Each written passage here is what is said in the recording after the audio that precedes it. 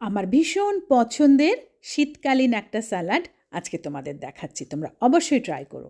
এর জন্য দুটো বিট কুচিয়ে নিয়েছি, দুটো গাজর কুচিয়ে নিয়েছি, কুচিয়ে মানে আলু ভাজার মতন ছোট ছোট করে কেটে নিয়েছি।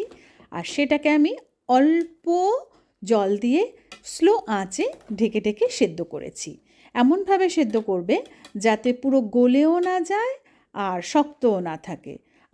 সিদ্ধ জলটা যদি ভেতরে থাকে, জলটা এমন পরিমাণে দেবে যাতে জলটা টেনে যায়, তাহলে কি বিট গাজরের পুরো পুষ্টিগুণটা ওর মধ্যে থেকে গেল।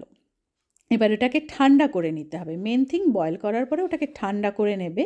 এবার তারপরে আমি নিয়েছি পেঁয়াজ কুচি, শসা কুচি, ক্যাপসিকাম কুচি, আমি হলুদ নিয়েছি, তোমরা লাল সবুজ যেটা খুশি নিতে পারো।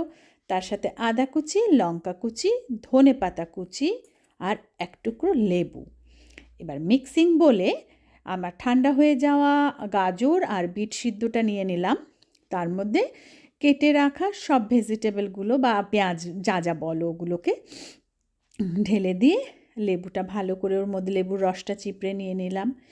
এবার আমি দিয়েছি একটু সর্ষের তেল, ওই হাফ চামচের মতন সর্ষের তেল। সর্ষের তেলের ঝাঁঝটা খুব ভালো লাগে। দিলাম হাফ চামচ বিট নুন। আর এবার দেব হচ্ছে তিল, সাদা তিল।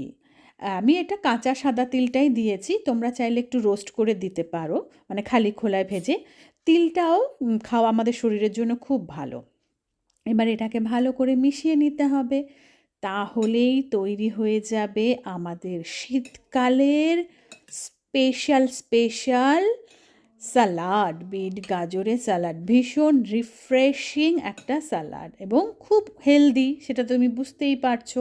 আর তোমরা চাইলে এর সাথে ডিম, মানে ডিম সিদ্ধ দিয়ে খেতে পারো, চিকেন দিয়ে খেতে পারো, আর যে যেভাবে খুশি, এমনি নর্মাল যেরকম ভাতের পাশে সাইডে নিয়েও খেতে পারো, ভাত তরকারি দিয়ে। আমি খেয়েছিলাম স্যালাড আন্ডা, ডিম আর টোস্ট। ইয়ামি ইয়ামি, তোমরা খেয়ে জানিও।